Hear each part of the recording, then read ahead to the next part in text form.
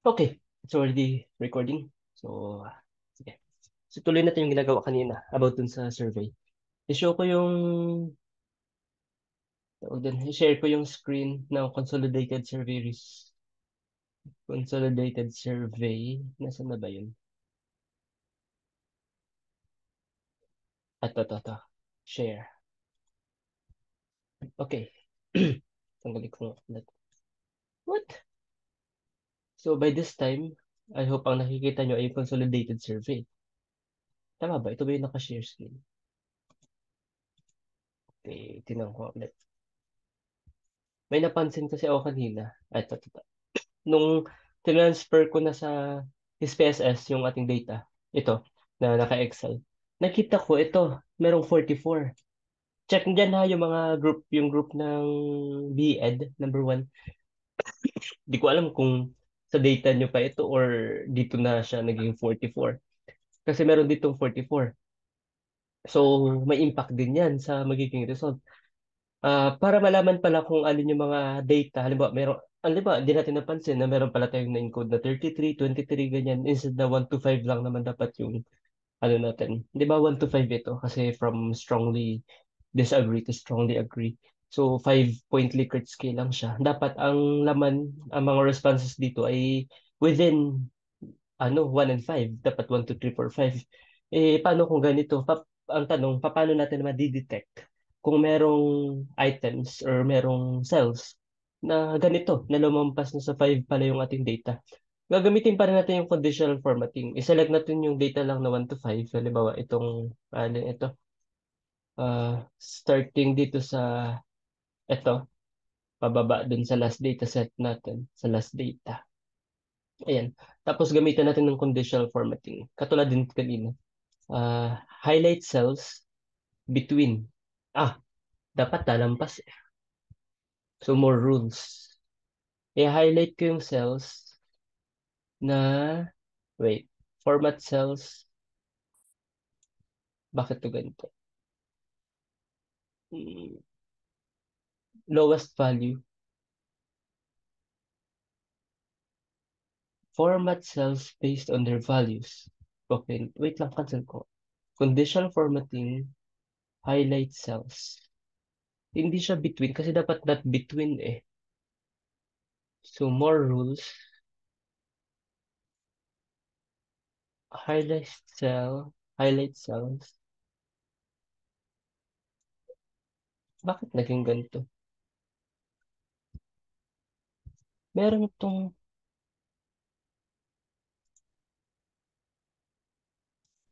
ito, cell value, format only cells that contain, tapos, not between. Lagay ko dito 1, tapos 5. So, kung hindi siya between 1 and 5, so, halimbawa, meron response na 0, or meron response na katulad yun, 44, ma-highlight siya. So, if lagay ko dito, let's say, green, or ito, kahit no kulay, actually, o sige, blue. Okay. So, ayan. So, ma-highlight dyan yung cell na color. Yan. So, meron lang isa. Tingnan ko nga. Ayan. Sorry. Uh, Tama ba? Ito ba yung naka-share screen?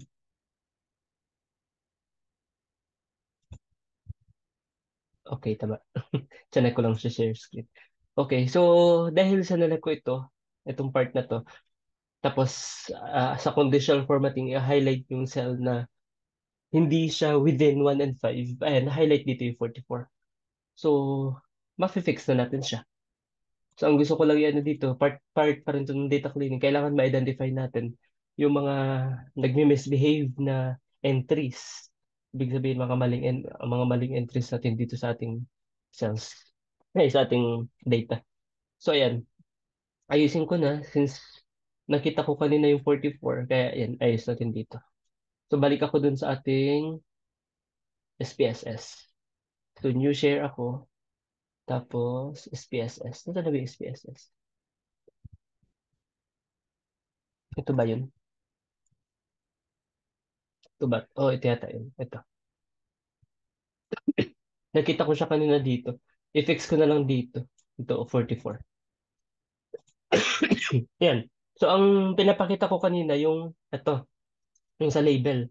naayos na nga natin yung problema dito kanina kasi na-include ko pa pala yung temporary address na dapat hindi na siya kasali kasi tinanggal na natin siya sa set natin, sa dataset. Ngayon, ito naman, papaano natin to papangalanan, itong variable name. So, babalik ako dun sa SPSS, sa Excel, consolidated. Kasi nga, sabi ko, actually, nandun ako kanina sa ginagawa ko. Um, Ikaw ko dun sa taas. Tama ba? Ito yung nakashow. Okay. So, dito, ito. Yung mga to, i- isusulat ko ulit. Parang ito na, ginawa ko na siya kanina dito. Yung age pa rin yung permanent address, ginawa kong perm address. Kasi sa variable name, hindi pwede yung spaces. Hindi pwede yung other characters, so tatanggalin natin siya. Hindi pwede yung dash. Hindi pwede yung ganun na symbol. So, tatanggalin natin yung mga yun. For example, dito sa program major, di ba nakalagay program, nakatapos ganyan, then major. Hindi pwede yung ganyan. Tatanggalin natin yun. Ito, accepted itong anong tawag dito sa symbol na ito, yung nasa baba, parang nasa baba, accepted yan. Kaya ilalagay natin yan. Tapos, dito naman, for your variable naming lang naman eh. So, dito nilagay ko lang have siblings. Sa do you have access? Have access. Sa do you experience power interruption? Nilagay ko lang power interruption, ganyan. Tapos, dito naman yung attitude skills na natin. Nilagay ko na lang attitude learning material kay LM1 hanggang 5. Tapos, ayun, pare-pares na lang. Nilagyan ko na lang ng mga codes. Actually, depende naman sa inyo kung anong ilalagay niyo dyan. Variable name. Hindi naman ganun yung kaimportante. Ang lalabas na name after yung mag-conduct ng statistics ay yung nasa label. Yung merong label. Yung nilagay natin label kanina. Yun yung lalabas na, pag meron ng results, yun yung mga lalabas na labels. Ito, sa variable name lang ito. So, okay lang ito. Kahit anong ilagay niyo dyan. Ayan, copy ko to. Tapos, para makapatayo siya, ilalagay ko siya ay i-transpose. Ayan. Ay, temporary address pala, wala na to. Tanggalin ko muna to. Ayan. So, copy ko na to. Copy. Tapos, ilipat ko dun sa SPSS. Share. Share. Ayan. So, paste ko siya dito. Merong illegal character. Balikan natin. Baka merong dash or something. Share. New share. Consolidated. Okay. Tingnan natin mabuti kung merong mga illegal characters tawag yun dun sa mga ano eh. Ano ba, merong dash. Check natin isa-isa. Ito. Oh, yan. May dash. Meron pa ba ako naiwan kanina? So, yan. Hindi pwede yung may dash na ganyan. Check natin isa-isa. Ayun, meron din to.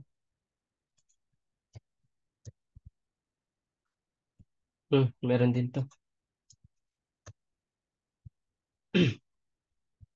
Hmm.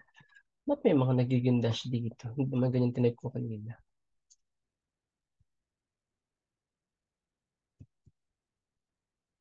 Okay, okay na. Copy. Tapos, balik ako dun sa SPSS. Paste. Okay. So, ayan na. So, pag binalik ko yung data view, ganito lalabas. Okay. Ayan. Meron na siyang variable name sa taas. Ngayon, yung values lagay ko. Meron tong mga values. Ang age, wala. Kasi kung ano yung age yun din. Sa permanent address, ano na nga yung code pala natin? Wait lang. Merong codes eh. Ito. So kapag 1 baga manok, pag 2 baras, lagay ko dito. Ito ba yung nakikita dyan? Yes. So 1 baga manok, capital T, 2, wait, paras, 3, ano yung 3? Bato, karamuran, higmoto. Bato, number 4, karamuran, number 5, igmoto, igmoto. Number 6, Ano yung number 6? Pandan Pangatiban, San Andres. Pandan, 7, Panganiban, 8, San Andres, 9, I think San Miguel na sunod.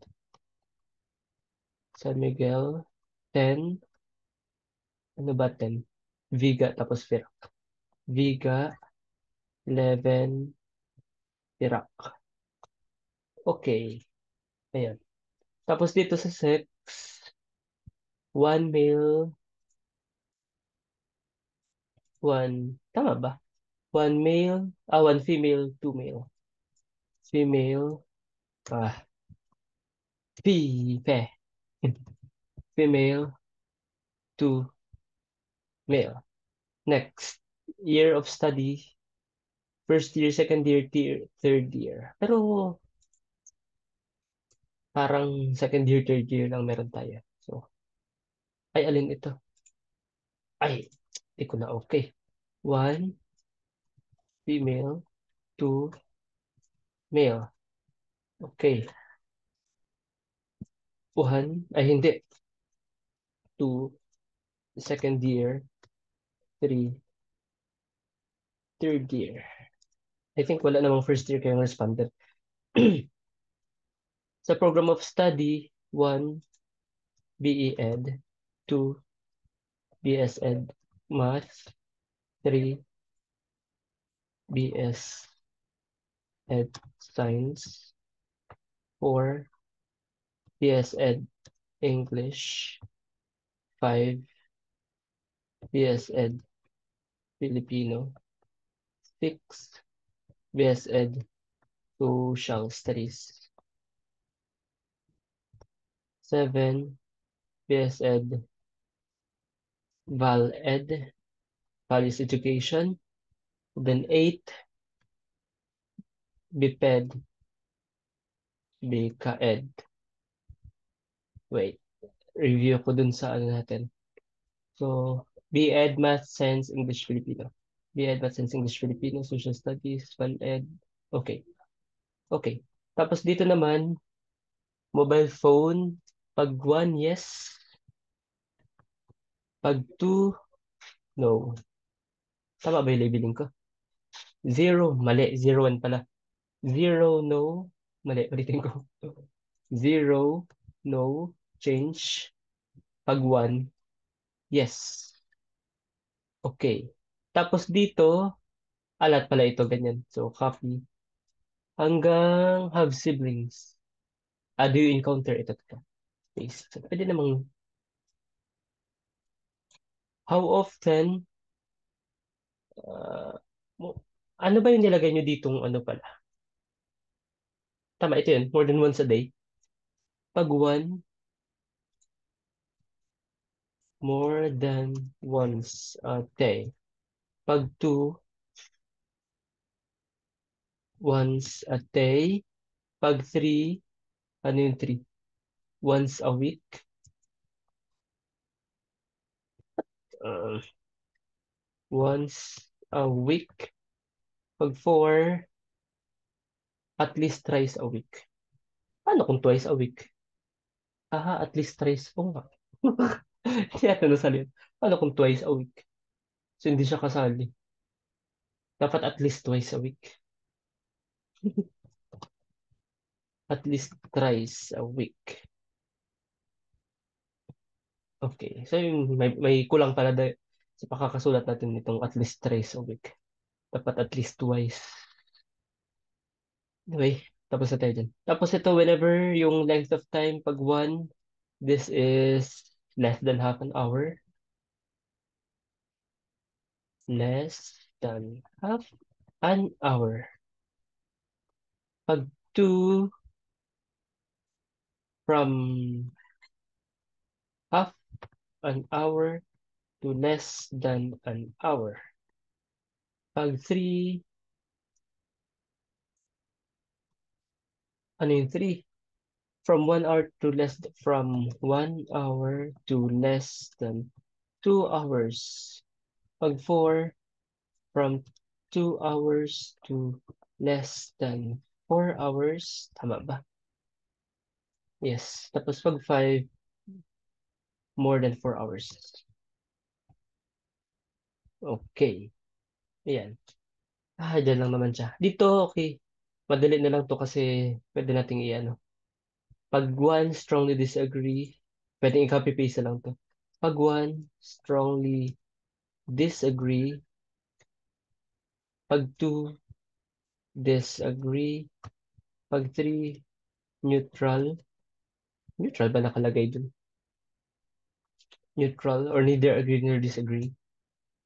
Pag four agree,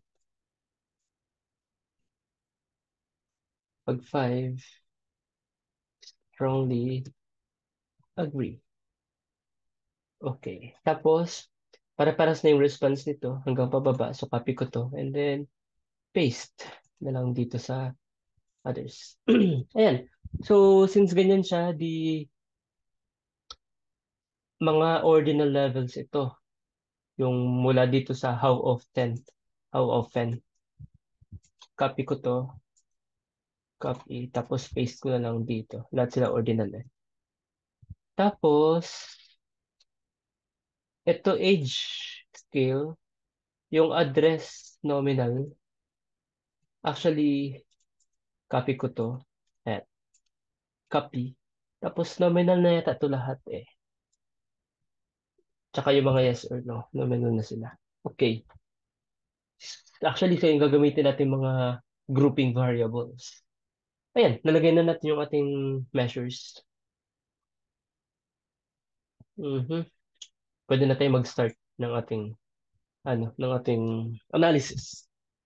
Ayan, so makikita natin dito, ayan, kapag pre-click to, mag-convert siya into the codes. Nakalagay kasi dito numbers yung mga codes.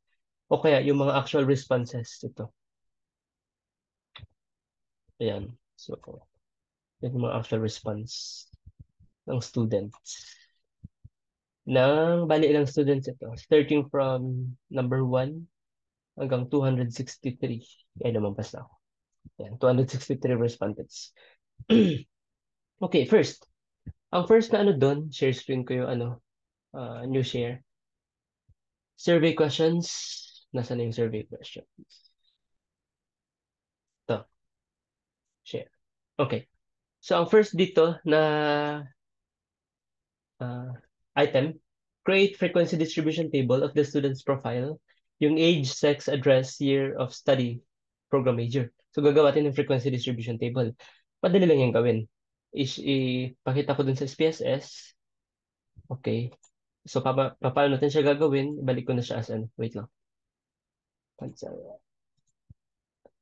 So, select natin, hindi, punta tayo sa analyze, descriptive statistics, frequencies. Tapos, ilagay natin yung variables na gagawa natin ng frequency distribution table. So, age, permanent address, sex, year study, program, tsaka major. Ayan. Tapos, statistics, ano ba? Kailangan ba itong i-identify na? Frequency pa lang naman eh. Kailangan natin ng percent. So, lagyan ko ng 100%, percentile. What? 100. Kasi percentage, yung computation ng percentage. Tapos, hmm, siguro lagay ko na yung skewness kurtosis. Tsaka yung standard deviation. Tsaka yung mean median mode. Kasi baka magamit ko din naman eh. Anyway, at least computed na siya. So, okay na. Continue. Charts. Kailangan ko ba ng charts? Hindi ko kailangan ng charts pa dito eh. Frequency distribution pa lang naman ang hinihingi. Okay. So, ayan na. Ay, wait. Share screen ko. Yung output. Okay. So, ito na siya ang result. So, nakalagay dito yung statistics ng age hanggang program or major. Yan. So, mapapansin nyo, nakalagay dito may mga number 1 age kasi ito yung ginamit natin sa label. Tsaka permanent address, hindi yung variable name. Hindi yung variable name. Ang lalabas ditong label after nating i-conduct yung statistics, ang lalabas sa output ay yung kung ano yung nakalagay sa label, hindi yung variable name. So, ganyan siya. So, 263, walang missing values kasi na-address na natin yung missing values yung nandun pa lang sa Excel. So, walang problema dun. computed yung mean median mode, although sa ngayon, ang habol natin is yung frequency distribution table. Ito siya. Ito na yung frequency distribution table for age, merong 19 hanggang 31. Actually, itong tatlo pwede ko itong pag-isa, greater than 23. So, age of 19, 20, 21. Bakit dalawa ang 21? I don't know. 22, 23, 24, tapos 26. Curious ako dito sa dalawang 21 na to eh. Dapat pag-isa to. Siguro meron tong space after, like 21 space. 1. Anyway. Tapos ito na sa permanent address, Bagamanok, Baras, Bato, Karamuran, hanggang Verac. So these are the respondents. Nakalagay yung percent at yung valid percent. Ito pala, bakit may percent tsaka valid percent dito? Itong cumulative percent, add lang naman yan. Like 1.9 plus 2.7, naging 4.6, mag-add ng 9.1, kaya 13.7. Kumbaga nag-add up yan hanggang makarating ng 100. Pero bakit merong percent tapos valid percent? In case meron kayong missing values, halimbawa hindi natin inayos yung data natin doon sa Excel, tapos merong missing values. For example, yung age, kanina merong apat na missing values. Halimbawa dito sa age, ang i-compute dyan na percent dito, ay meron tong additional information dito na missing values. Halimbawa, nakalagay 19 hanggang 31. Gets ko na. Kasi kung bakit may ganitong 5, ito yung 20.5.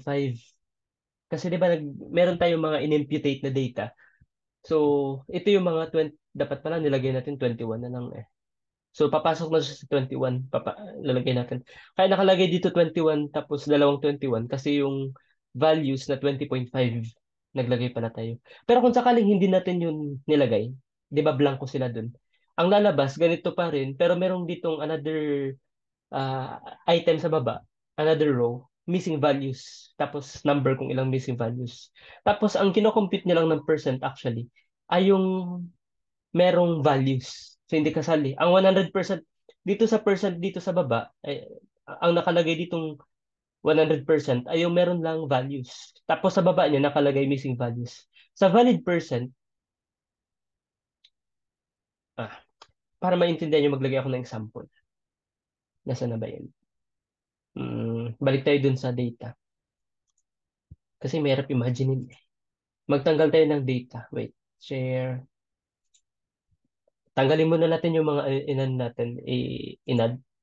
Yung age, gawin kong 1 decimal para mag-appear yung mga 20.5. Ayan, yung mga 20.5. Nasaan kayo? Ito, 20.5. So, halimbawa, tanggalin ko tong isa na 20.5. Tapos, meron pang ibang 20.5 dyan.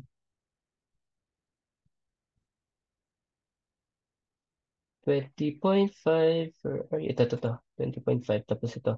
Ayan, tinanggal ko yung tatlo. Hindi, tanggalin ko na sila lahat.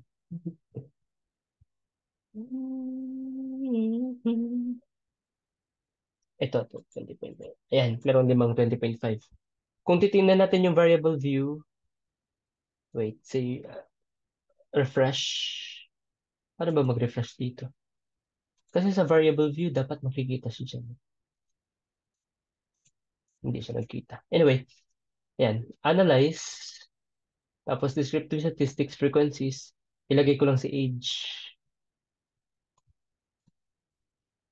Ayan. Anyway, na-click ko na yung ibang parts ay i-okay ko na to agad. Okay. Tapos, ito lalabas. Pansinin nyo ha. Ay, share screen, output, share. Ayan. Ano yung lumabas dito? So, di ko alam kung di ko pala na-share screen yung SPSS nung inalis ko. Doon sa age, wait, i-share screen ko yung new share, SPSS, share. So, ang ginawa ko dito sa age, tinanggal ko yung mga 20.5. Kaya meron dito missing values. Nasa na yun? Gusto ko lang ipakita kung kailan nagkakaroon siya ng valid percent. Bakit may ganun na valid percent? Ito, halimbawa, ito, walang laman.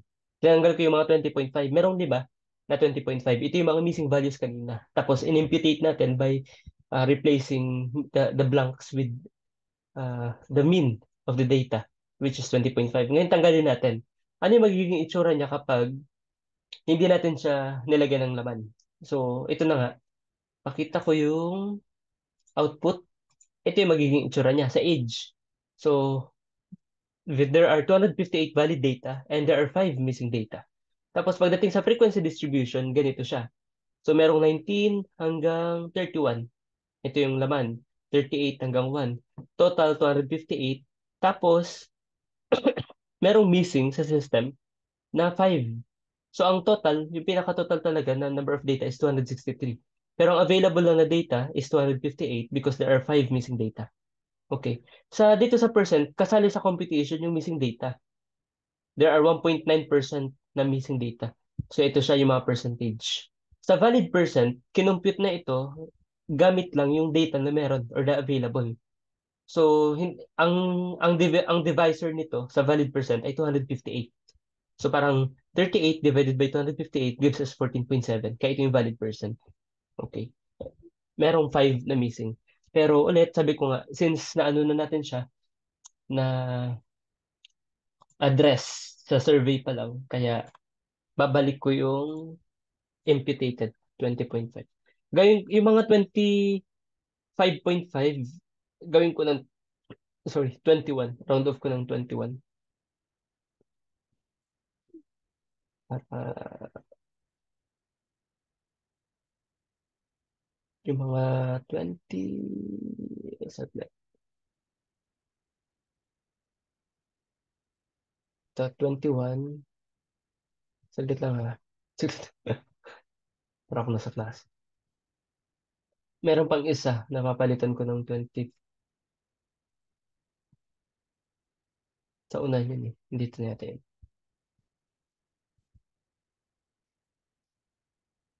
Hmm, ito, 21. Sige, copy ko to, tapos lipat ko sa SPSS, sa data, paste. Okay. Okay. Tapos, variable view, wait, decimal is 0. Okay. So, ulitin ko yung, tanggalin ko yung output muna. Don't save, no. Ay, share screen. Ayan. So, ang gagawin natin dito is analyze descriptive statistics, frequencies. Tapos, ilagay ko na yung ah, ito hanggang program major. Statistics natin, ayan, okay na to. Continue. Okay. Tapos, lalabas yung output. Ayan. So, ito na yung para sa age, permanent address, the sex. Bakit merong 3? Ayusin natin yan. Second year, third year. Tapos ito. Bakit may 3? Wala namang 3. Merong dalawang sumagot ng 3. Balikan ko nga yan sa consolidated survey result. Bakit merong 3 na sagot? Share screen ko yung consolidated. Share. Saan yun? Dito sa sex, meron daw 3. So, paano yun makikita? View. Nasa view ba yun? Hindi. Hmm, ito. Hindi. Ano nga yung hinahanap ko? Hmm. Ito, filter. Ayan. Tapos dito sa sex, dapat dito lang yung filter ko.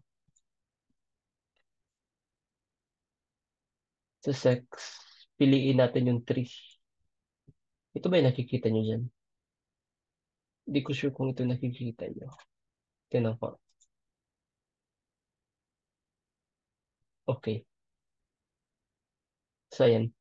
Sa sex, select ko yung 3. Okay, para makita. So, meron nga sumagot ng 3. Sino ba to? Year of study, third year, program 6. Ano ba yung 6? Ano ba yung 6?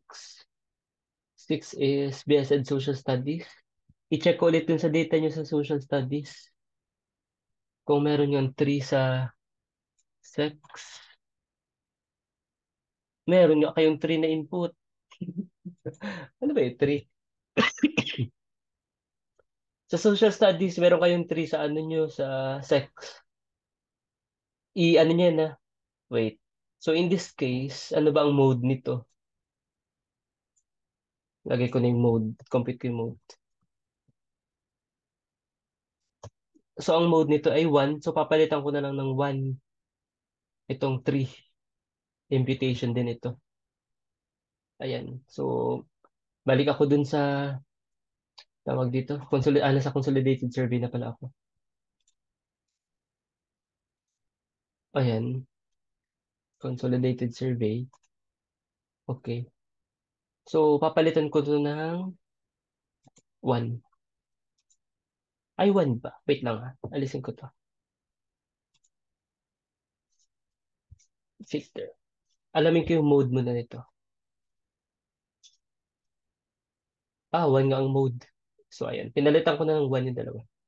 Tapos, kakopy ko to. Papalitan ko yung data natin sa SPSS. Hindi. ABM's SPSS. Share. Okay. Sa sex. Kinopy ko yung data doon ng sex. Pipaste ko dito ito. Ayan. Para maayos na. Ulitin ko yung output ng SPSS. Kasi may problema yung last time doon sa sex. No. Okay. So, gagawin ko, analyze, descriptive statistics, frequencies. Ayan na, okay na. Okay. So, share output. Okay. So, ito na siya. Okay, nasa sex, male, female, program major. Ayan. So, ngayon, ang tanong, paano natin gagawin yung frequency distribution table nito? Pwedeng gumawa kayo ng separate table for each, or pwede rin na, kumbaga, separate table katulad nito, or pwede rin na pag-iisay na lang sila. Okay. Paano ba yung separate tables? Ito, separate tables na to.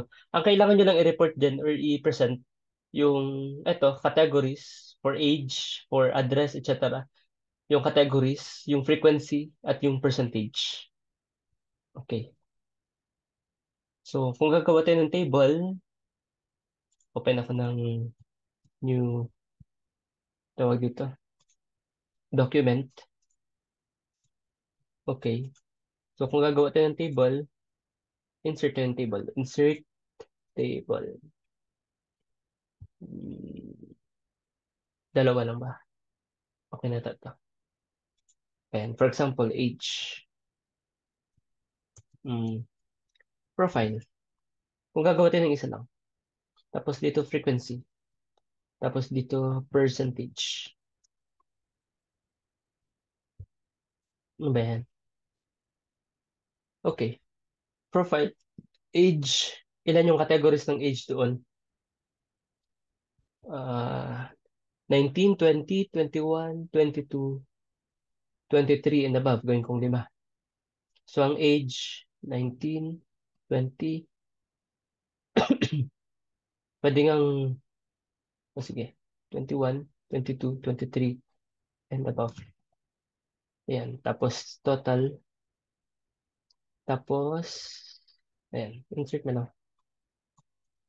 What? Okay. Tapos dito naman, anong sunod sa age? Permanent address, etc. Tapos i-copy ko na lang dito yung data. Wait. Pwede bang i-copy yung data from output papunta sa ano? Try ko ha. Copy. Tapos punta ako dun sa document. Tapos try ko ditong i-paste. Ayan. So ito na yung percent frequency tapos percent. Kakopy ko to. Ayan. Tapos i-paste ko dito.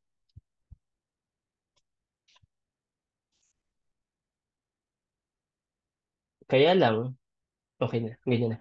Kaya lang dito, hindi ko nasanali yung 24, 25, 20, wala pang 25, 26 and above. Ginawa ko na lang 23 and above. So, i-add ko to. Meron ba kayo? Add natin to. 7, 8, 9, 10. So, 10. 10 yung ito. Tapos, ilang percent na yan? Add na lang natin to. 2.7 plus 1.2, 3.9. So, 3.9 na to. Tama ba? Baka mali. Check nyo na lang sa inyong mga ano. Ayan. Tapos, ayos na lang natin yung formatting nito. Na dapat, sabihin natin Times New Roman. Tapos, 11. Ayan. Yan na siya. So, total, ay, hindi. Dinilit ko total. Ano ba yun? Ang total ay, tingin ako sa output, 263. Tapos, 100%. 0.0. Ayan. Tapos permanent address, ganun din gagawin pa isa-isa. Yung Bagamanok, pababa. Tapos sunod.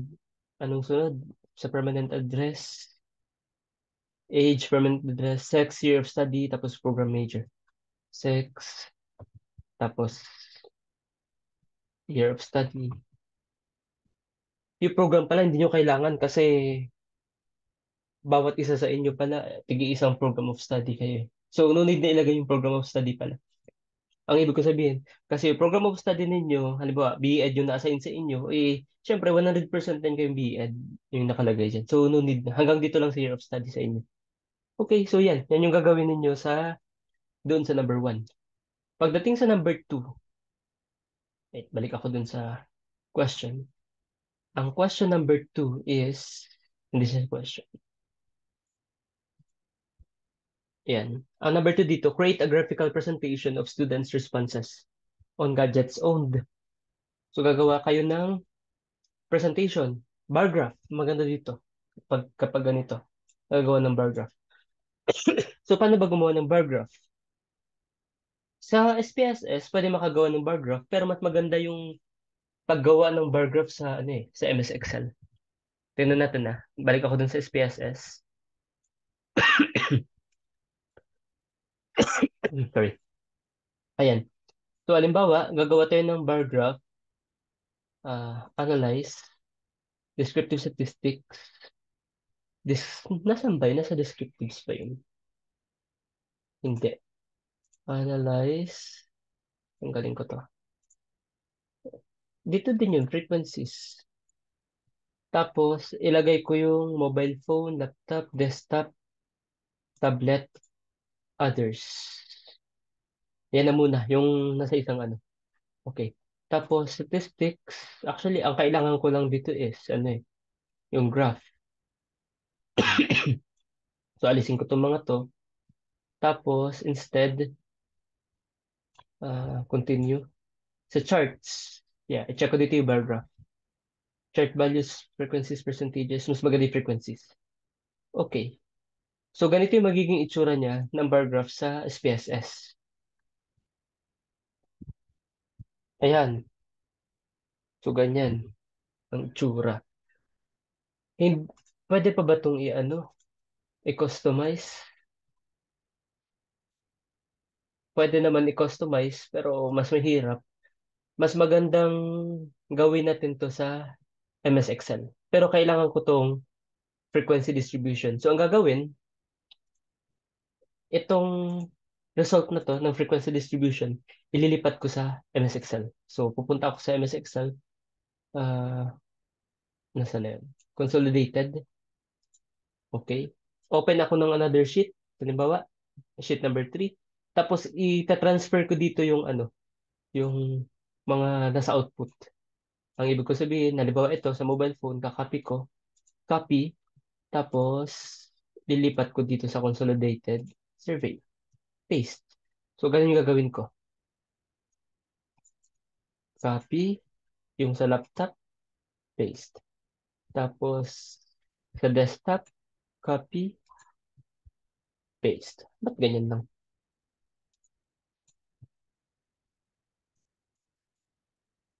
copy, naka-paste special ko. Paste. Tapos sunod, tablet, copy, paste. Tanggalin ko na nga itong sobra na to. Hindi, okay na yun. What? Tablet, copy, paste, tapos others, copy, paste. Ano ba yan? Naka-copy special ko. Okay. So, sunod na gagawin ko, gagawa ako ng isang frequency distribution table para sa lahat ng to. So, mobile phone, ganun ko na lang. Equals mobile phone equals laptop. Parang din ako mag-type ulit. Equals tablet. Tapos equals others. Tapos ito yung categories. Tapos lalagay ko dito yung frequency ng nag-answer ng yes. Ilan sa respondents ang sumagot ng yes dito sa mobile phone? Equals yes to 60. Ang no, 3. Sa laptop naman, ang nag-yes ay 111. Ang nag-no ay 152. Sa desktop, ang nag-yes ay 13. Ang nag-no ay 250. Sa tablet, ang nag-yes ay 19. Ang nag-no ay 244. Sa others, dapat na-specify sana kung anong others na to. Ang nag-yes ay 7. What? Equals 7. Tapos, equals 256. So, pwede na ako makagawa dito ng chart, ng table, ay hindi, ng diagram. Sabi, figures. So, ano ko to, select ko to. Tapos, select. Punta tayo sa insert. Insert bar graph. Insert column or bar chart. So, ito. Ayan, pwede na rin to. May ganito. Ayan. So, ang tanong natin dito, ano yung question doon? Do you own the Do you own the following gadgets? Yung ba yung tanong natin doon? Kalibot ako. Gadgets for online class. Okay. So, ito yung mga sumagot ng yes. Pwede nating lagyan ng ano to, data labels. Labels. Tsaka ito din, lagyan natin ng data labels. Ayan. Or, pwede rin nga, kahit percentage ilagay nyo dyan, paano ba ito magiging percentage? Posible ba itong gawing percentage? Wala nakalagay. Anyway, yan, pwede na to. So, meron na tayong comparison dito kung ilan yung students na nag-respond ng yes, para sa blue is yes. Tapos yung nag-respond ng no naman. So, out of these respondents, ito yung number na nag-yes. Ito yung number na nag-no. Okay, so pwede na itong sagot. Pwede na itong ganito. So, copy ko to, tapos lipat ko dun sa document. Ayan.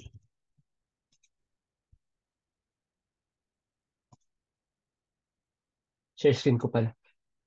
Ay, every time na naglilipat, dapat nag-share screen.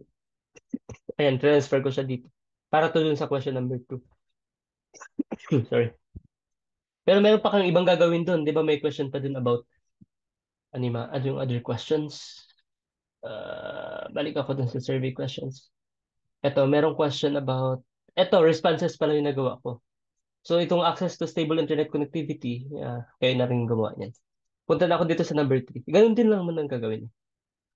Mas maganda sana kung ano yung percentage nakikita. Okay, ito number 3. What are the students' attitudes towards online delivery of learning materials? So, pupunta na tayo doon sa, nasa na yun, yung SPSS. Ito. Ayan. So, dito na tayo sa data natin na strongly agree to strongly disagree. Ayan. Ang question number 1 is attitude sa learning materials. Ito lang yun. Itong hanggang dito. Kasi ito, sa assessment naman na to eh. So, ang gagawin natin, Gagawa rin tayo ng frequency distribution table. Actually, frequency distribution tables muna gagawin natin. So, sorry, analyze, descriptive statistics, frequencies. Tapos, tanggalin ko to dito.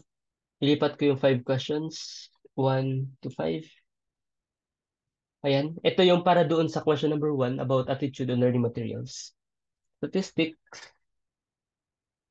Okay. Check ko lang yung mean, median, tsaka mode. Check ko lang ha. Tsaka standard deviation, tsaka skewness and kurtosis. Continue. Sige. Sige. Charts, none, continue. Huwag nang i-display ang frequency distribution tables. Okay na. Lumabas yung result. Share screen, output, share. Ayan, ito na siya. Ito na yun? Nasaan yung frequency distribution table? Saglit, ulitin ko. Analyze, descriptive, frequencies, statistics. Ay, yung charts. Ay, oo nga, bakit ko ito in-uncheck? Dapat naka-check pala to display frequency table. Ito nga yung kailangan natin eh. Yung frequency distribution table. So, dapat hindi ko ito in-uncheck kanina. So, okay.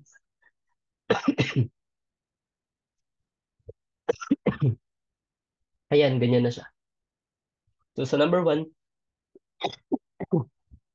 learning materials, ilan yung sumagot ng strongly disagree, tapos strongly agree. Ayan na siya. Ganito din. Parang matagal yata siya na ganito eh. Kasi isa-isa mong ililipat. Kasi ang sunod na gagawin natin is ganito. Nasaan na yun? Para doon sa question na, tanggalin ko na nga ito. Attitudes. Wait, ano yung question natin to? Copy ko to.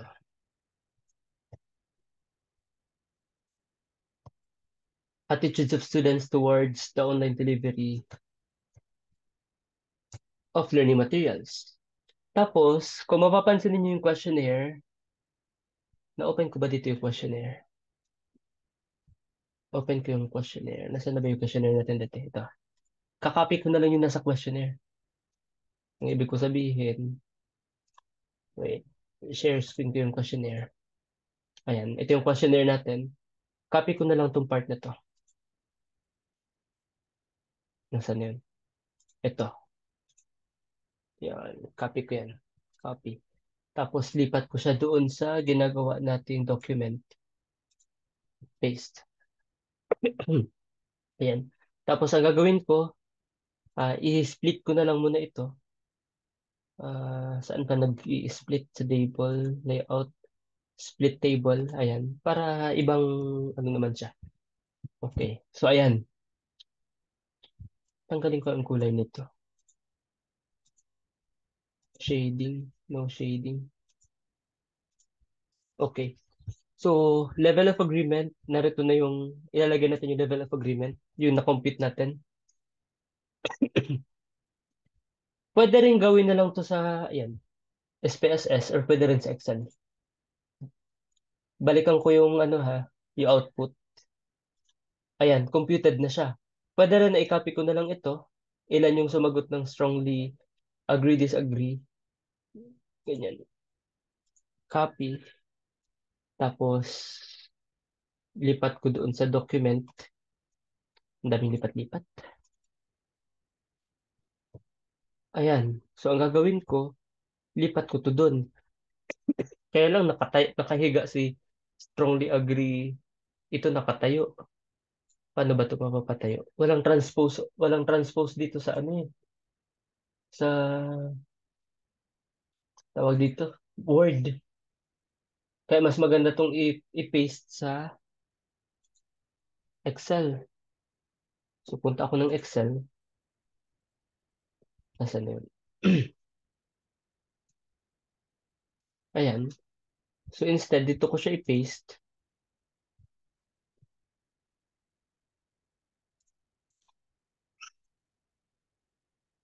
Ano ba dito? Tapos, i-ano ko na lang to. Ganyan. I-transpose. So, meron akong data. Ito yung kailangan ko eh. So, ililipat ko na to doon sa document. Dito. Ayan. Pero pag ganyan ang gagawin, so meron din talagang instances na mas madaling gamitin sa Excel kaysa kay SPSS.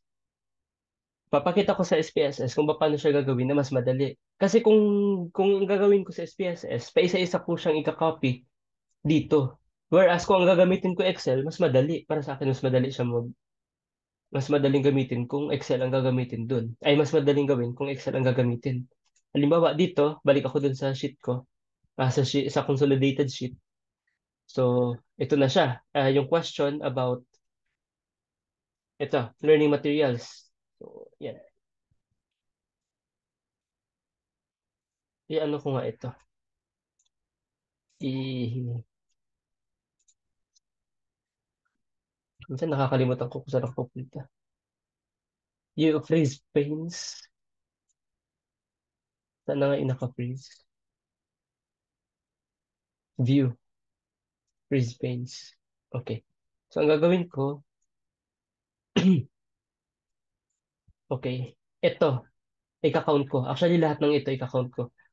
Ika-count ko kung ilan yung sumagot ng 1, ng 2, ng 3, ng 4, ng 5. So, punta ako sa pinakababa. Okay. Tapos,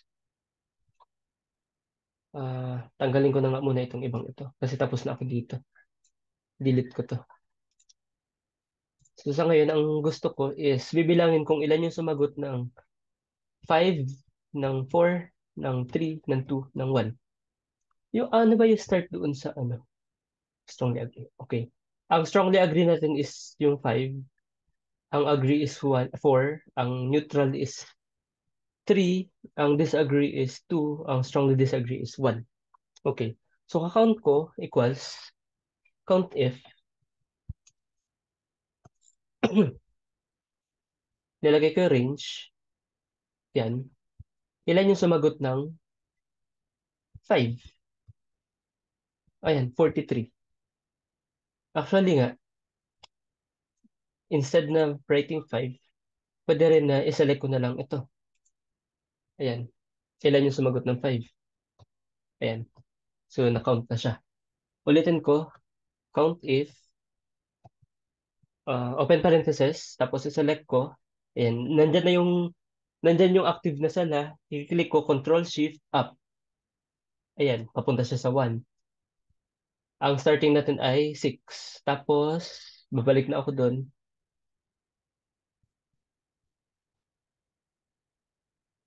Comma. Actually, kahit hindi ako bumalik eh. Diretso na ako kama. Like ganito. Para makita lang. Equals count if, open parenthesis, comma, ayan. Diretso na siya selected. Dapat siya nag-overlap siya. Tapos, nasa na ako? Select ko tong 5. So, kakount yung 5. Ngayon, gagamitin natin yung stay functions, yung dollar sign. Nasaan siya dito? Nasa yung dollar sign. Sa taas ng stay sign pala, stay sign. Taas ng 7.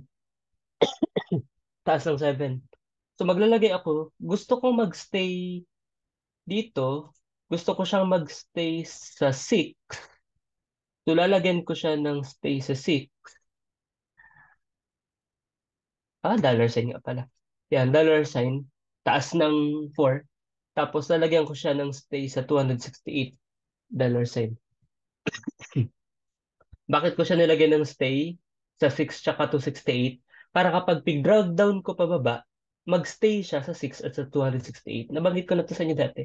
Like, kaliba ito, kapag pig-drag ko siya pababa, ayan. Tingnan nyo ha, dito, sa nilagyan ko ng formula, count if R6, R268, Q271, kasi ito si Q271. Pero nilagyan ko ng stay, magstay siya sa 6 at stay sa 268. Hindi ako naglagay ng stay sa R, kasi mamaya i-drag ko siya papunta doon. Pag naglagay ako ng stay sa R, magstay din siya sa R. Hindi ko siya madadrag pa. Madadrag ko siya, pero yung formula magstay siya doon. So, ayan. So, pwede ko na itong i-drag pababa. Ayan. Tapos, pwede ko na rin itong i-drag papunta dun. Kaya lang, ito ha, take note ha. Okay. So, na-drag ko na siya pababa. Ngayon, pag pig-drag ko to papunta dito, magkakaroon ako ng problema. Oh, naging zero siya. Bakit? Nag-move din yung sign. Ang nalagyan ko lang ng stay sa 6 hanggang 268. Yung ito, wait, tanggalin ko muna to. Si Q271, hindi ko nilagyan ng stay. Since hindi ko siya nilagyan ng stay, kapag minove ko papunta doon, pag ang movement to the left or to the right na letters ang nilalagay natin ng stay. Kapag ang movement at pataas bababa, yung numbers ang nalagyan natin ng stay. Kasi numbers yung pababa, yung pagganitong movement sa letters.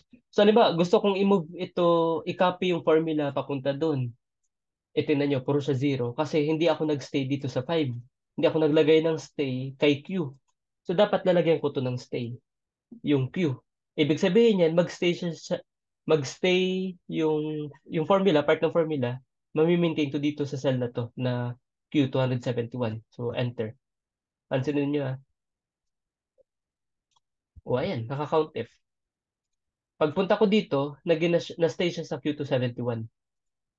So, drag ko pababa, tapos drag ko papunta lahat na doon para makount na sila lahat. Kakount ko na sila lahat. Ayan. So, pansinin ninyo, ito, ang formula natin, count if from AU6, AU number 6, yung start doon, hanggang AU268, yung last naman dito. Tapos, ang kinakount niya, yung Q271. Ito, from count if AU6 to AU268, ang kinakount niyo si Q275. Ang Q275 ay ito, Q275.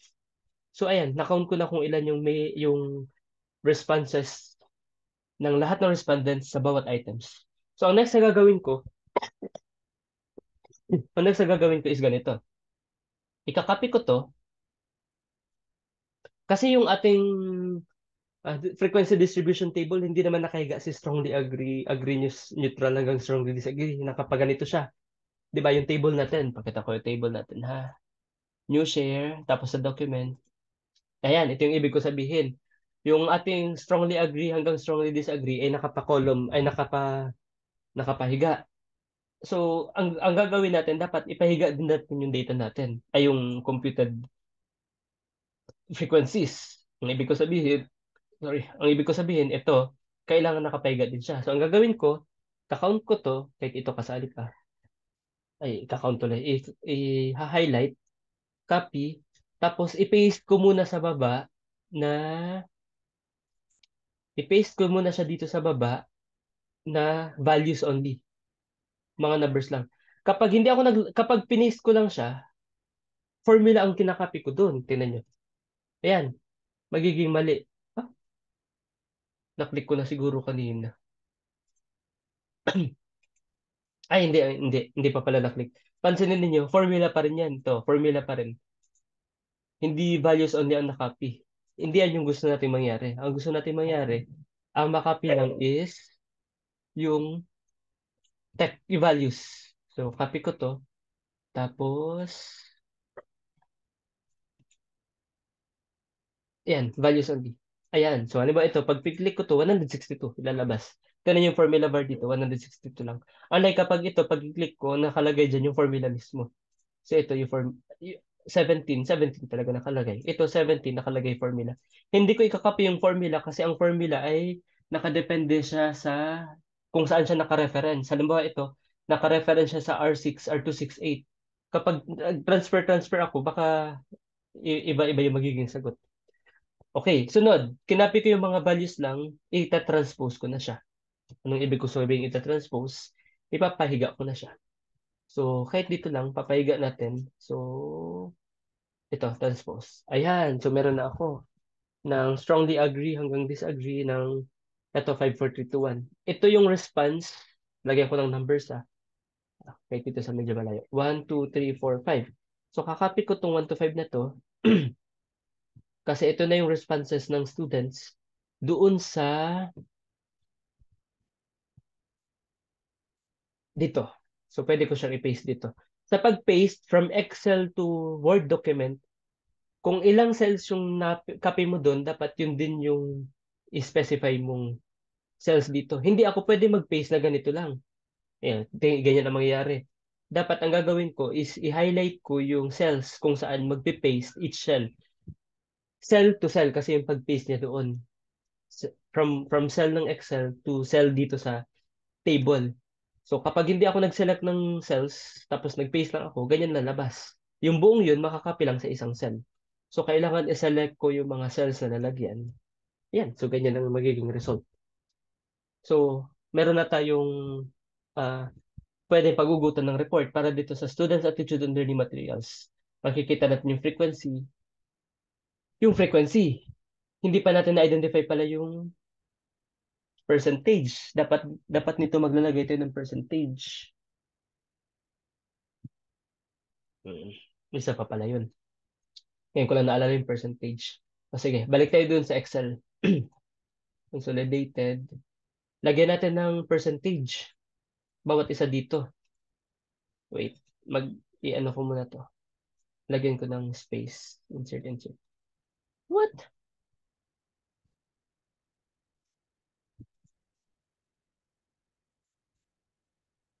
Lagyan ko ng space dito. Insert. Ano ba to? Ba't nagko-color to? Kasi walang laman. Naka-formatting pa pala. Naka-conditional formatting. Anyway, so ayan. Compute natin yung percentages. Copy ko to na dalawa. Ayan. Ang total respondents, isum up ko nga para malaman ko yung total nito. Sum. Dapat 263 ito eh. Sa inyo, iba-iba yung number sa inyo pala. Merong 30, merong 35, nakita ko. Ayan. Lahat 263. So, ang gagawin ko, para makompute yung percentage, equals, i-select ko ito, divide. Pwedeng i-click ko si 263 or i-type ko na lang 263 times 100. Enter. Ayan na siya. I-ayos ko na lang yung i-round, i-round off ko na lang to. Round off. Round,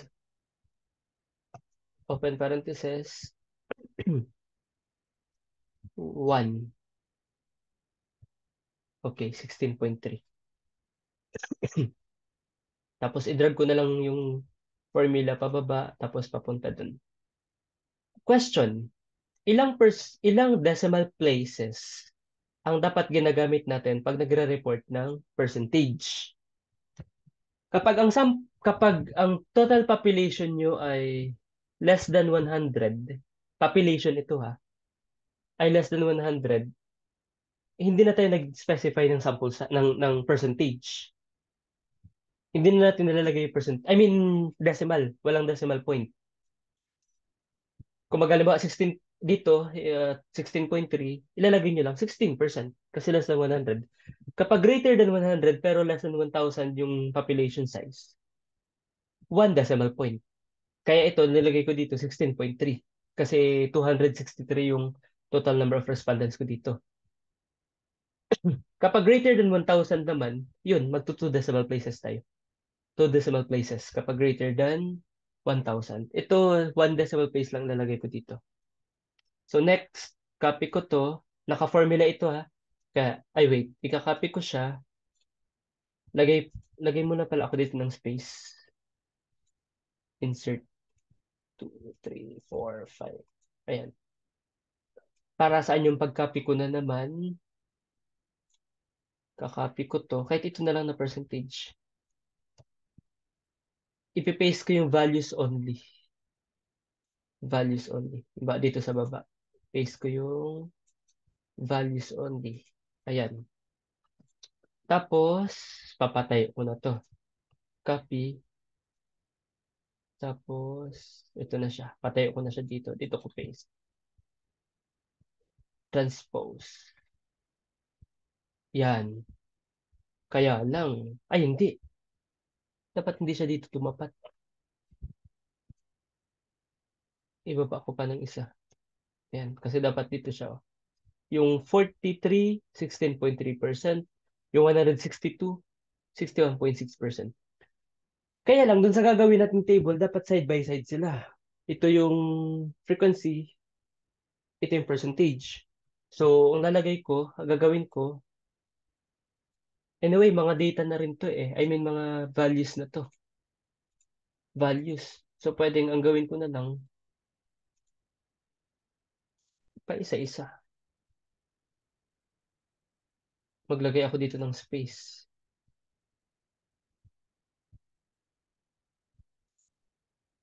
Ganyan. Tapos, i-paste ko to. Meron ba itong mas madaling paraan?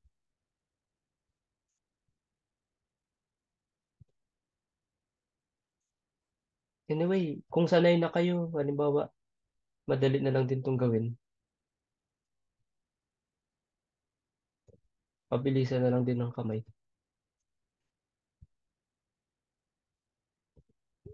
Tapos last, hindi pa pala last.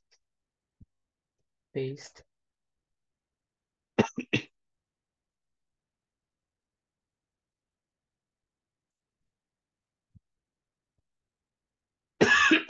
Okay, next. Balik ako dun sa table. Sa ginagawa natin table. Kulang ito. Kailangan ko itong i-move. Ano ibig ko sabihin? Kasi magdalagay tayo ng, delete ko na muna itong content na to. Ay, yan. Maglalagay tayo ng para sa frequency, percentage. How do we insert? Insert. Bakit dyan ko nag-insert? Insert. Bakit dyan ko nag-insert? Insert to the right daw eh. Ito dito, insert. Dito, insert. Ayan. So, ano ba? Tanggalin ko nga muna ito nasa taas na ito. Maayos ko na lang yung later. Okay. Dagdag ako sa baba dito ng one more para sa N. Tapos, percent. Copy ko to. Paste. Ito pwede ko tong emerge later para magiging ganito siya. Pero later na. Ayan. So, balik ako dun sa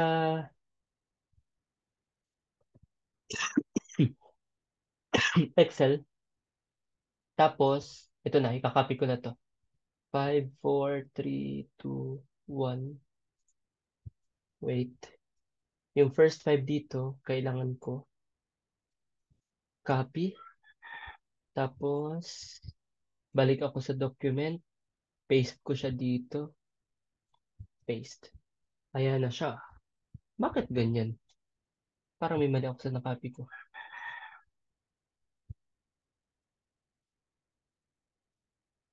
5, 4, 3, 2, 1. Ay! May kulang.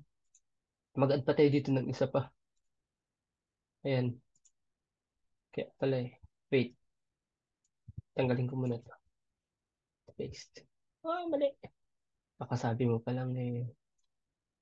Ayan. Okay. So, ayan na yan.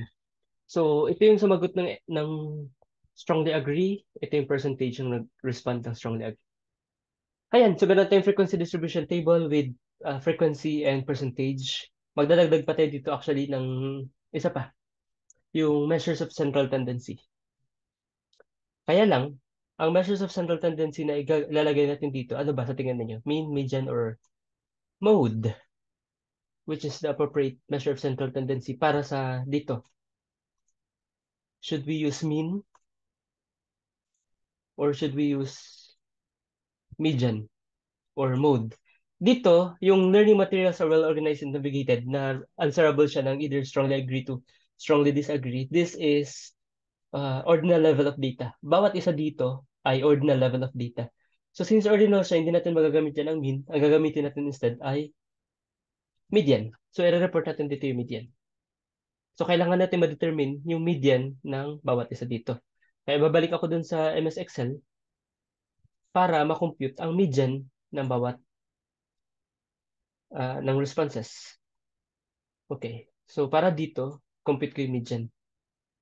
Pwede naman na mag-insert na, wait, mag-insert na lang ako dito ng, yan. So, type ko, equals median, open parenthesis. So, ayan, computed yung median. The median is 4. Punta ko na lang ganito. Okay. So, meron akong median. Tapos, other than that, kailangan ma-determine ko yung interquartile range, IQR. Ano ba yung interquartile range? Kasi kapag nagre-report tayo ng measure of central tendency, dapat laging kakabit niya yung measure of dispersion or measure of variability. So, hindi tayo magsasabi lang na the mean is ganito. Dapat babanggitin natin the mean together with the standard deviation. Kapag nagre-report kayo ng nagre-report kayo ng ganitong values sa inyong research paper, kung gagawa na ako ng research paper, kailangan hindi lang means, hindi lang measures of central tendency yung i-report, katabi palagi yung measures of variability or measures of dispersion. Kapag mean ang ginamit natin, ang variability niya, ang variability measure ay standard deviation. Pero kapag median, ang kakabit niya ay interquartile range, IQR. So ngayon, ang tanong, paano natin i-compute ang IQR? IQR is the distance between the 75th percentile and the 25th percentile. Wala tayo ditong shortcut sa pagdetermine ng IQR. So ang gagawin na lang natin, yung shortcut sa pagdetermine ng IQR, ng percentiles, ng quartiles. Yung third quartile, which is the 75th percentile, and the first quartile, which is the 25th percentile. So alamin natin yung quartiles.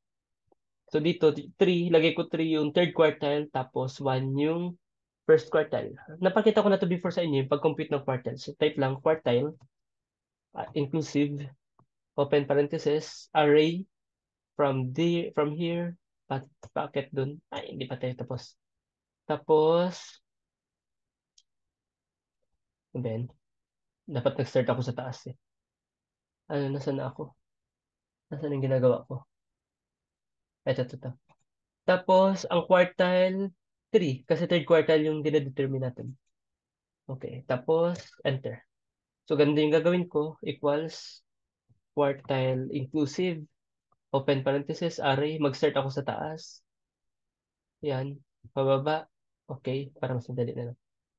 Tapos, 1. Kasi first quartile. Okay. Tapos, dito sa IQR, this is the median, di ba? Ito yung IQR. Ang gagawin natin is, kunin natin yung difference between the third quartile minus the third quartile and the first quartile. So the difference. Actually, quartile is not defined as the difference between the third and the first quartiles. It's the distance between them. Kaya lang, how to get the distance mathematically, we subtract. Kaya sinusubtract natin silang dalawa. So, i-ano ko na lang to. I- i-drag papunta dun. So, ayan, determined ko na yung quartiles. So, ulit, papatayo natin to kasi nakaiga. So, copy ko, tapos paste ko somewhere. Dito na lang siguro. Importante ba kung saan to nakapaste? O, paste ko dito, dito. Yung values muna. Yan. Tapos, i-copy ko ulit to para mapatayo ko na. Ito, scratch lang itong nandito. Wait. Itabi ko na siya dito. Itabi. Paste. Transpose. Ayan. So, tinabi ko na siya. Para later, isang copy na lang nalagay ko. Ay, isang kopyahan. Pero copy ko na muna itong 5. Tapos, lipat ko doon sa ating document. Dito. Paste. Yon. Tapos na tayo sa IQR. Actually, pwede itong pag-isahin eh. Mid IQR. So, lagay ko na lang 0, 1, 1, 1, 0. Ayan na, ganyan na siya. Kahit tanggalin ko na to para bawas sa space. Bawas space, tapos pinag ito, pwede kong i-move. Ano ba yan? Meron kasing yung ano kasi yung control set, yung controls, ang tawag dito, yung sa Zoom, yung pangalan nito. Yung control para sa Zoom, medyo nakakabala dito sa ano. Pero ganito na lang. Tapos, ayusin ko na lang to. Ito, pwede ko tong i-merge. Ah, wait, tapos na ba ako dito sa part na to? Tapos na yata ako dito. Ang size nito ay 11, pwede kong liitan. Times New Roman, 10. Ayan. Tapos, ito pwede kong liitan. Okay na rin yata ito eh. Pero pwede pang liitan. Ayan, ganyan. No. Tapos, i-merge ko na to. Ah, wait. Mag-a-add ako sa taas ng isa pang row. Tapos, pag-design ko to, pangalan nito ay frequency and percentage of responses. Tapos ito, pwede ko itong pag-isahin, merge. Ito, pwede kong pag-isahin. Bakit may agent? Merge. Oh, nangyari. Merge. Mali na click ko. Ayan. Ayan, okay na to. Okay na tong ganito. Ayusin ko na lang yung lines. Ang ibig ko sabihin yung formatting. No borders muna. Tapos borders sa bottom. Borders sa top. Tapos borders sa top. Tapos ito pala. Pwede itong i-merge sa layout. Merge and center. Merge and center. Okay. Okay. Tapos ito, pwede ko itong lagyan ng bot bottom border. Tapos bawat isa dito may bottom borders. Kailangan pa ba dito ng bottom borders? Yan, actually okay na to. Ito dapat naka-center ito. Ayan. Ito, mas maganda rin kung naka-center sila. Ganyan. Okay. So kapag sa view, ay hindi. Ayan. So ganyan magiging result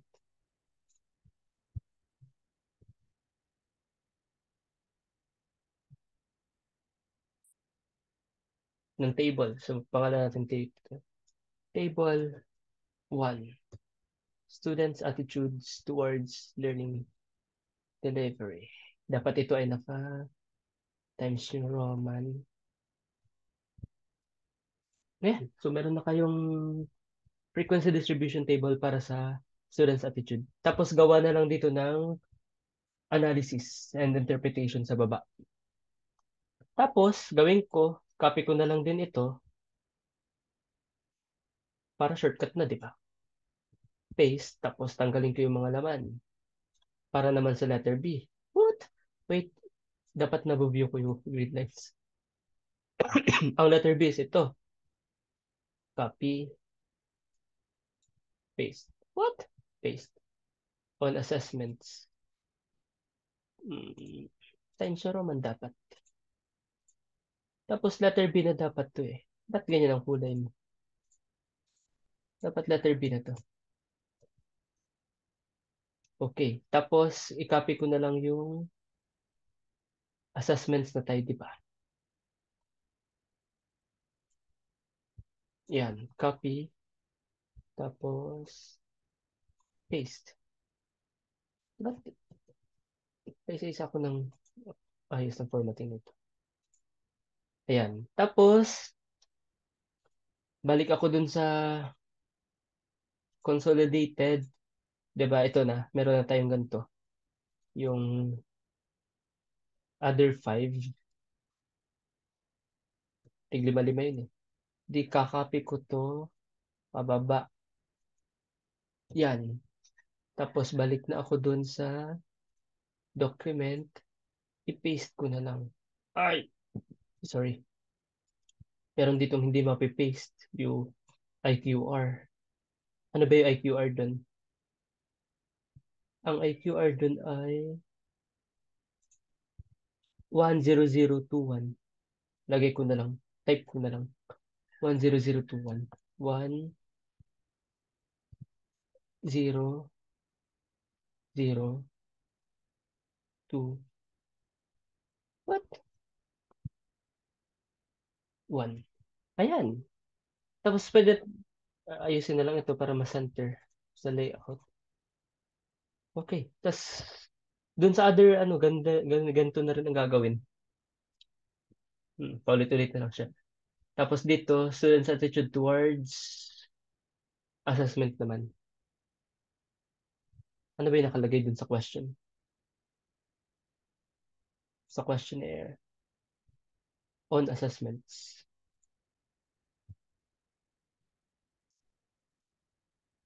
Assessment. During online learning. Ah, hindi. Towards assessment. Online learning. Tama ba? Ayan.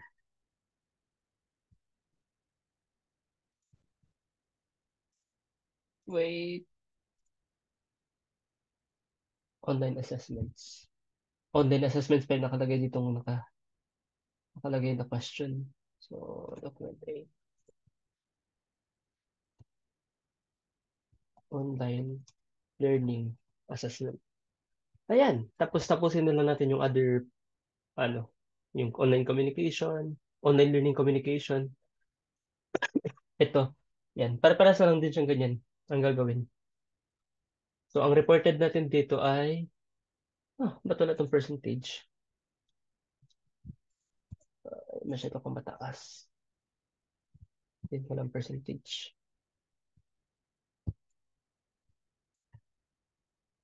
Ayan. So, magsasend ako ng file na ganito, ng isang file na pwede nyo magamit sa inyong as guide. Ito mismo. Maglalagay ako dito ng, ng tawag dito, interpretation. Halimbawa, starting dito sa, hindi ko tinapos. Sa age, tanggalin ko muna to ha, para kikita. Ano ba, sa interpretation ng age. Okay.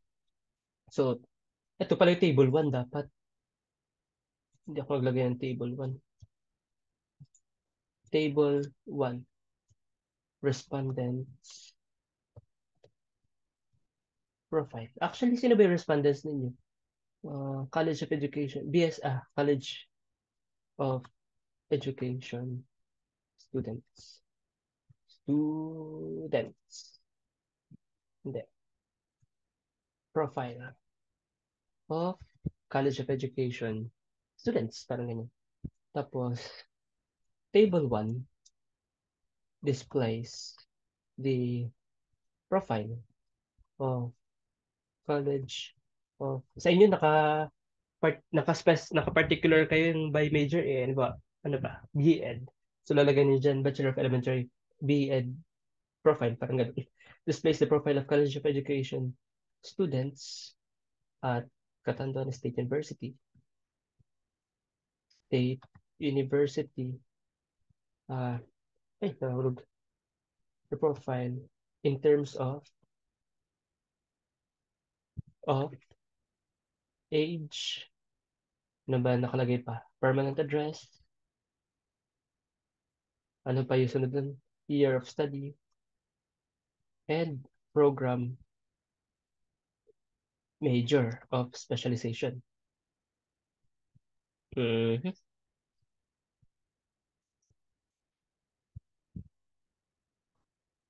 Tapos, lalagay natin, tagang ko muna itong ibang to. It can be gleaned from the table that out of the total of 263 respondents, majority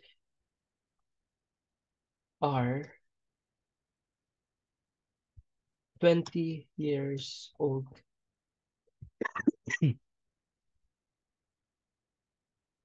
So lalagay natin N equals 108, 41.1%.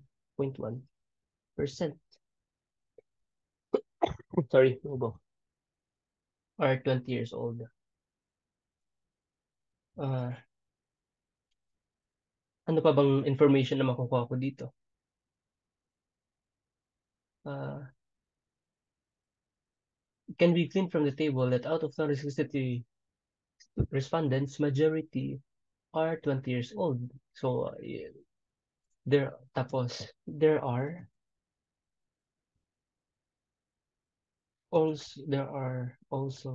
there are paano ba i-describe? Many students. Many of the students.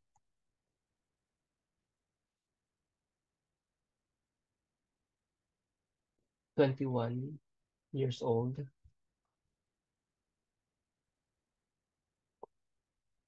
N equals 87. Tapos, ayusin ko na lang to sa ibibigay ko sa inyo. Yung percentage ay 33.1%. Mali ata yung many. Ah, sabihin ko na lang. This is followed by the this number is followed. Hindi. Students who are 20 years old, 21 years old, and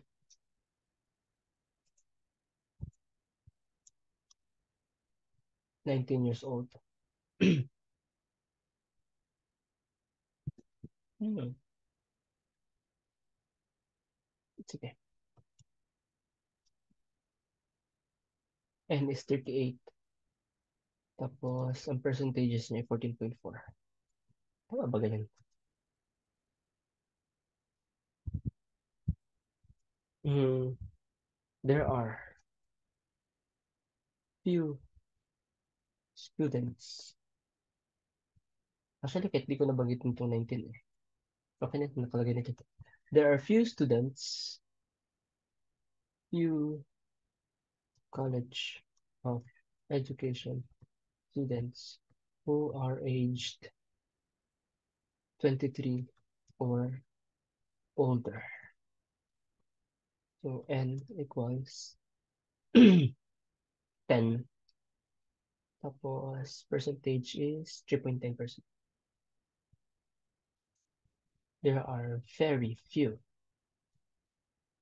college of education. Oh. Ayan.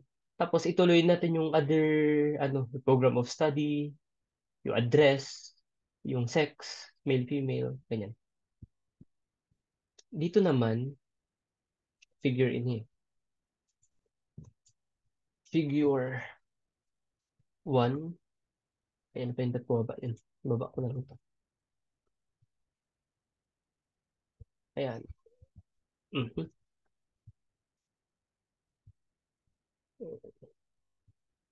Figure 1. Pan pa lang tayo. Shows the number of students who own a specific gadget for online learning. It can be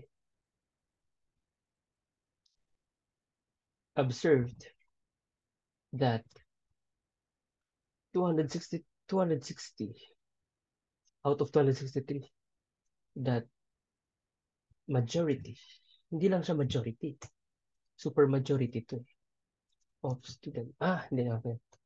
That almost all students n equals 260 Dapat talagay ko yung percentage. May calculation tayo ng percentage. Saan cellphone ko? Calculate natin. Mga 98 something ito. 260 divided by 263, 98, 99, 98.9%. 98.9%. May one decimal point ako kasi 263 yung akin eh. Yung sa inyo, hindi kayo maglalagay ng decimal point kasi nasa 30s lang yung mga number of respondents niya.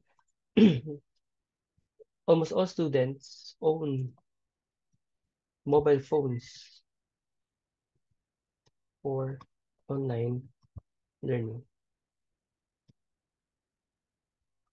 Ano pa ba? Ayan, dire-diretso na lang yan. Tuloy natin. Gamit ano natin ito. Okay. So, makikita natin yung trend na ito, mobile phone, laptop, desktop, pababa yung trend. Samantalang pataas naman, mas dumadami yung students na hindi nag-uuna mga ito. Pagdating naman dito, baba ko. Bawal na puputol ang table sa sa document. I-move nyo na lang sa next page kung sakaling napuputol or gawa ng paraan. Ayan. Eh, ibigay ko na lang sa inyo yung document na ito kapag nagawan ko na siya ng interpretation para hindi tayo matagalan. Okay, that will be all. If you have questions, you can always PM me. Okay, para dun sa questions. Okay, that will be all. Pause ko na yung sharing. Stop sharing. Tapos, okay. End.